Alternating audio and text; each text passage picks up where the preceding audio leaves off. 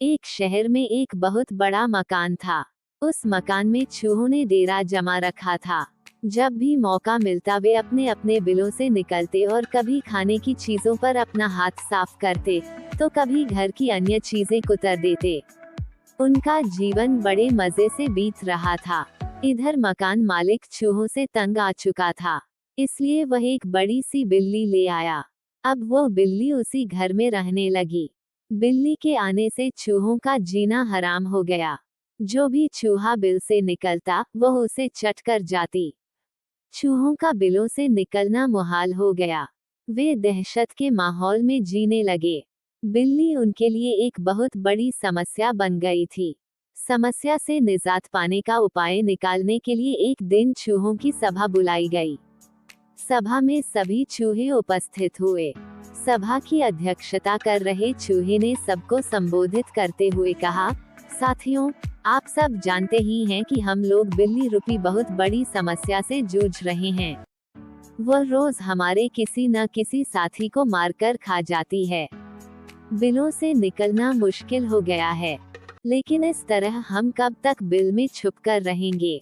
भोजन की व्यवस्था के लिए तो हमें बिल से बाहर निकलना ही होगा।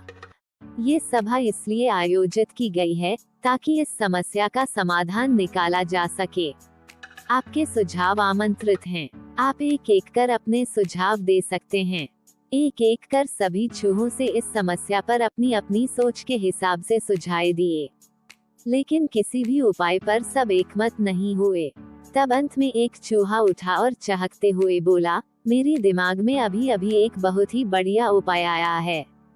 क्यों न हम बिल्ली के गले में एक घंटी बांध दें।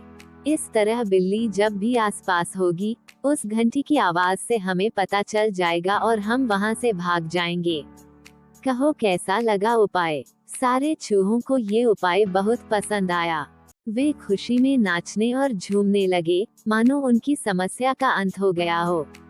तभी एक बूढ़ा और अनुभवी चूहा खड़ा हुआ और बोला, मूर्खों, नाचना गाना बंद करो और जरा ये तो बताओ कि बिल्ली के गले में घंटी कौन बांधेगा। ये सुनते ही कि चूहों का नाचना गाना बंद हो गया। बिल्ली के गले में घंटी बांधना अपनी जान से हाथ धोना था। कोई इसके लिए तैयार नहीं हुआ। सभा में शांति छा गई थी।